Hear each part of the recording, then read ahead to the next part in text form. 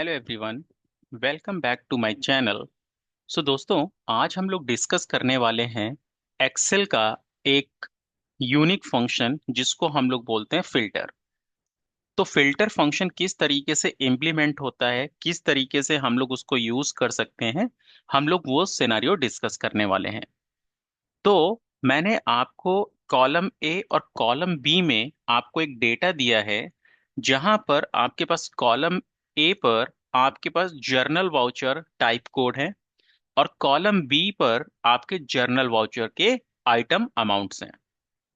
अब यहां पर अगर आप देखेंगे तो आपके पास ये चार तरीके के जर्नल वाउचर के टाइप कोड्स हैं जो मैंने यहां पर लिखे हुए हैं। अब दोस्तों, मेरी रिक्वायरमेंट ये है कि मुझे हर एक जर्नल वाउचर का जो भी अमाउंट का डेटा है वो मुझे यहाँ रिस्पेक्टिव कॉलम्स में कैप्चर करना है। यानी कि कॉलम ए और कॉलम बी में अगर मैं बोलता हूं कि मुझे इस माइक MIC इस जर्नल वाउचर का जितना भी वाउचर टाइप का अमाउंट है वो मुझे यहां पर कैप्चर करना है। सेम CM का जो जर्नल वाउचर टाइप कोड है, देन SA का, और देन ONM का। तो अगर दोस्तों आपको फिल्टर फंक्शन नहीं पता तो फिर आप एक्सेल में यहां पर मैनुअल फिल्टर लगाओगे। फिर आप यहां से एक एक जर्नल वाउचर को टाइप सेलेक्ट करोगे, देन इसको कॉपी करोगे एंड देन पेस्ट करोगे, राइट। और यहां से ये आपका पूरा का पूरा मैनुअल टास्क होगा, जिसमें कॉपी पेस्ट में एरर के भी चांसेस हैं। तो यहां पर दोस्तों हम लोग यूज करेंगे फिल्टर फंक्शन को। अब फिल्टर में यहां पर सबसे पहले आता है एरे। तो एरे में हम लोग वो रेंज सेलेक्ट करते हैं जो आपको आउटपुट में चाहिए। जैसे अभी इस केस में बस मुझे आइटम अमाउंट चाहिए, तो मैं क्या करूंगा, इस बी कॉलम की रेंज को सेलेक्ट कर लूंगा, कॉमा। सेकंड है इंक्लूड। इंक्लूड का मतलब है आपकी कंडीशन। यानी कि मुझे जैसे यहां पर ये MIC journal voucher type code का डेटा चाहिए, तो यानी मेरी कंडीशन ये है कि इस ए कॉलम में अगर कहीं भी MIC लिखा हुआ है, ओके, तो मुझे उसका डेटा चाहिए, कॉमा। यहां पर आता इफ एम्प्टी। इफ एम्प्टी का मतलब है अगर एग्जाम्पल आपने कोई ऐसा जर्नल वाउचर टाइप कोड लिखा जो आपके इस ए कॉलम में एग्जिस्ट नहीं कर रहा, तो उस केस में क्या होना चाहिए। आप क्या चाहते हो, उस केस में ब्लैंक दिखे या एरर दिखे, तो आप यहां पर ये इफ एम्प्टी को यूज कर सकते हो, बट ये फील्ड आपकी ऑप्शनल है। तो मैंने इस फील्ड को अभी यूज नहीं किया और मैंने किया एंटर। तो अगर मैं आपको एंटर करके दिखाऊं तो ये देखिए, ये मेरे पास पूरा डेटा आ गया इस MIC का। ओके। अगर आपको दोस्तों मैं यहाँ पे टोटल दिखाता हूं तो आप ये टोटल भी देख सकते हैं कि इसका जो टोटल आ रहा है। और आप अगर फिल्टर में टोटल करके देखेंगे तो आपके पास यही रिकॉर्ड्स आएंगे इस MIC के। अगर मैं आपको फिल्टर में भी दिखाता हूं MIC सेलेक्ट करके, तो देखिए उतने ही रिकॉर्ड्स आ रहे हैं, दिस वन, जो कि आपके 13 रिकॉर्ड्स हैं। ओके। तो आपके पास यहां से ये 13 रिकॉर्ड्स जो आ रहे हैं, यही आपके पास यहां पर भी आ रहे हैं। अब मुझे यहां पर अगला चाहिए था इस CM का, तो मैं इसमें फ्रीजिंग कॉन्सेप्ट यूज करूंगा कि मुझे D1 के बाद E1 पर जाना है। तो मैं D के पहले का डॉलर हटा लूंगा और इसको कंट्रोल D करूंगा इसको, दिस वन।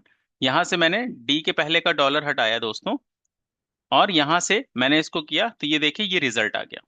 अब मुझे इसको कंट्रोल R करना है। तो आपको यहां से सिंपल सा आप सेलेक्ट कीजिए जहां तक भी आपको जाना है, और आप इसको कंट्रोल R प्रेस कर दीजिए। तो देखिए बाकी कॉलम्स का डेटा भी अपने आप इसने फेच कर लिया। अगर आप यहां पर देखिए तो फिल्टर का सबसे इंपॉर्टेंट चीज कि उसको जितना भी डेटा आपने फिल्टर की कंडीशन में दिया है उसने उतना डेटा आपको फिल्टर करके दे दिया। अब अगर दोस्तों मैं आपको ये बोलता कि जैसे आप यहां पर देखेंगे, ये अमाउंट सॉर्ट नहीं है, इसने तो आपको फिल्टर से डेटा निकाल कर दे दिया। लेकिन अगर आपको अमाउंट को सॉर्ट भी करना है कि जैसे असेंडिंग या डिसेंडिंग ऑर्डर में अमाउंट भी सॉर्ट होने चाहिए, तो आप उस केस में यहां पर फिल्टर के पहले सॉर्ट फंक्शन को यूज कर सकते हैं। ओके। मैंने किया सॉर्ट, और मैं असेंडिंग या डिसेंडिंग जिसमें भी आप चाहते हो आप उसमें इसको कर सकते हो। जैसे मैंने असेंडिंग ऑर्डर किया और एंटर किया, ये देखिए, और मैं अब इसको कंट्रोल आर करता हूं, तो ये देखिए सारे कॉलम्स में अमाउंट आपका असेंडिंग ऑर्डर में सॉर्ट हो गया। तो फिल्टर फंक्शन की मदद से बहुत ही इजी तरीके से आपका डेटा यहां पर फेच हो गया। अब दोस्तों, जब फिल्टर फंक्शन आपको आउटपुट देता है, तो अगर आप देखेंगे तो यहां से जब मैं किसी भी सेल को सेलेक्ट करता हूं, जैसे मैंने इस D2 सेल को सेलेक्ट किया, तो आपको यहां पर एक ब्लू कलर की लाइन दिख रही है राउंडेड में, यानी इसका डेटा यहां तक है। राइट? तो ये आपको एरे के फॉर्म में रिजल्ट जनरेट करके देता है। अब अगर मैं आपको बोलूं कि आप मुझे यहां पर, मैंने आई कॉलम में आपको जेवी टाइप्स दिए हैं, यानी जर्नल वाउचर के टाइप दिए हैं, आप मुझे उनका टोटल अमाउंट बता दो जो आपका डी, ई, एफ और जी कॉलम में आ रहा है। तो दोस्तों, आप ऑब्वियसली यहां पर सम फंक्शन यूज करोगे, और यहां पर जो आपके पास ये डी कॉलम में अमाउंट आ रहा है MIC का, तो हम लोग यहां पर नॉर्मल रेंज कैसे देते हैं? D2 से D15, लाइक इस तरीके से रेंज देते हैं। बट जब एरे की रेंज होती है तो हम लोग लिखते हैं जो भी फर्स्ट सेल होगा, और उसके बाद सिंपल आपने हैश लगा दिया। देखिए, जैसे ही मैंने हैश लगाया, ऑटोमेटिकली उसने उतनी रेंज को कवर कर लिया। लो, अब अगर मैं ब्रैकेट क्लोज करके एंटर करता हूं, तो ये देखिए। राइट?